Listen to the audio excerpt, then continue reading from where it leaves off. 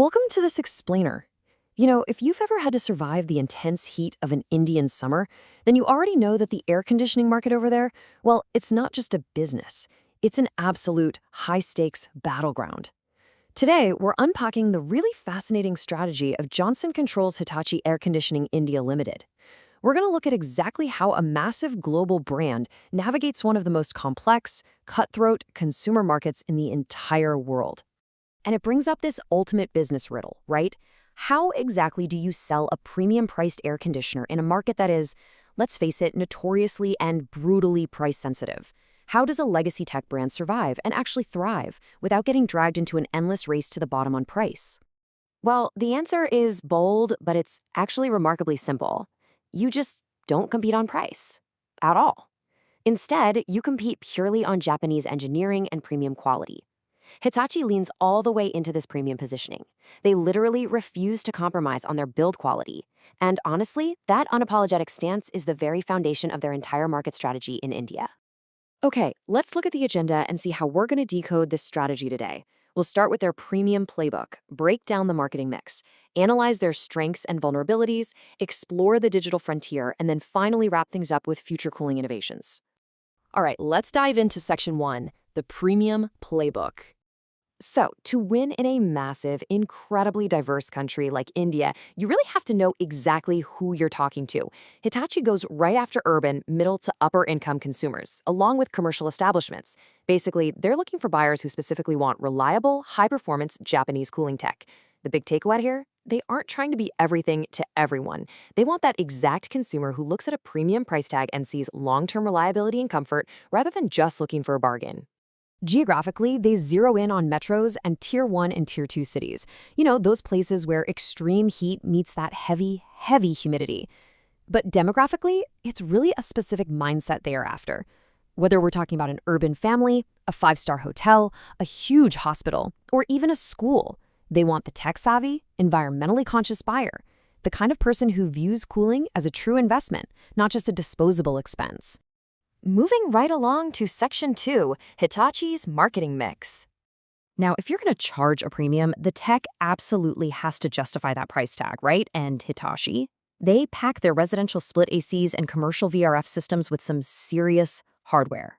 We're talking ice clean technology, frost wash self-clean, air purification filters, expandable inverters, and smart Wi-Fi sensors. For Hitachi, it always comes back to this golden rule of three: advanced tech, extreme energy efficiency, and unbeatable durability. They're promising you healthy indoor air and smart connectivity, basically making sure you actually feel the tech working for you. And that brings us to a pretty brilliant pricing strategy. Yes, they unapologetically price themselves slightly higher than the value brands, going toe-to-toe with heavyweights like Daikin and Mitsubishi Electric. But here is the genius part. They soften that initial sticker shock at the checkout counter. How? Well, they use strategic seasonal discounts, EMI finance offers, and some really robust cashback and exchange schemes right there through their retail partners. But, none of that really matters if the customer can't actually find the product. So Hitachi makes sure their units are exactly where premium buyers shop. That means exclusive brand stores, modern retail chains, and of course, e-commerce platforms. For their massive commercial operations, they rely on direct project sales. And this is crucial. All of this is backed by an extensive network of after-sales service centers. Because think about it, for a premium brand, a broken AC in the middle of summer isn't just an inconvenience. It is a massive strike against their reputation. Availability and top-tier service are literally everything. When it comes to promotion, their messaging is just laser-focused. Through TV, social media, outdoor ads, and those massive festival campaigns, Hitachi consistently hammers home the exact same core pillars: Japanese engineering, clean air technology, huge energy savings, and silent operation. They are constantly, gently reminding the buyer exactly why they're paying that premium. All right, on to Section 3, strengths and vulnerabilities. Looking at their market position here, it's this really fascinating balancing act between rock-solid strengths and some pretty heavy storm clouds on the horizon. Their global brand reputation, premium engineering, and that dominant commercial presence, those are undisputed strengths. But that exact same premium pricing is also their biggest vulnerability. It severely limits their reach among price-sensitive customers, especially when compared to their aggressive competitors. Now, opportunities are definitely there, like the booming smart home market and expanding into tier 2 and 3 cities. But the threats are very real too. We're talking rising raw material costs, seasonal demand swings, and incredibly fierce price competition. So, to fight off threats from absolute giants like LG, Voltas, Daikin, and Samsung, Hitachi leans heavily on a very specific set of competitive advantages. They differentiate themselves as the undisputed masters of Japanese engineering excellence. Their highly energy-efficient inverters, their massive commercial expertise, and the incredibly long operational life of their products, these are basically their primary weapons against the aggressive, price-slashing tactics of everybody else. Next up, Section 4, the digital frontier.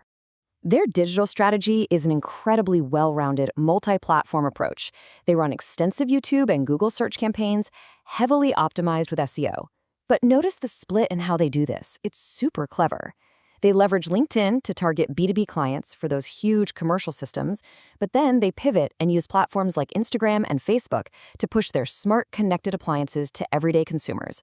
Throw in some regional language campaigns and robust online product demos, and you've got a brand that is deeply engaged with the modern, tech-savvy Indian internet user. And finally, Section 5, future cooling innovations. Hitachi is mapping out their future right now through 4 very distinct steps. First, they're heavily promoting healthier indoor air with their FrostWash technology. Second, they are expanding their lineup of smart, Wi-Fi-enabled units. Third, to capture that convenience-driven modern shopper, they're rapidly scaling up their e-commerce partnerships. And fourth, they're wrapping all of this in a huge push for eco-friendly messaging to win over that growing base of environmentally conscious buyers. Ultimately, it all boils down to this key takeaway. Hitachi has firmly established itself as a premium air conditioning brand in India by emphasizing Japanese technology, energy efficiency, durability, and innovation. They have basically built an absolute fortress around their product quality and their reliable after-sales service.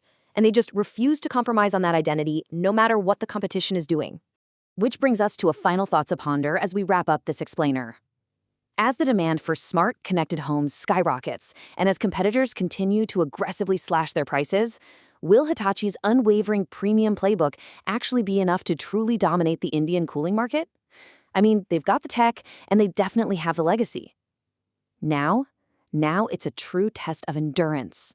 Thanks so much for joining me today, and I really hope you found this deep dive into Hitachi's strategy as fascinating as I did.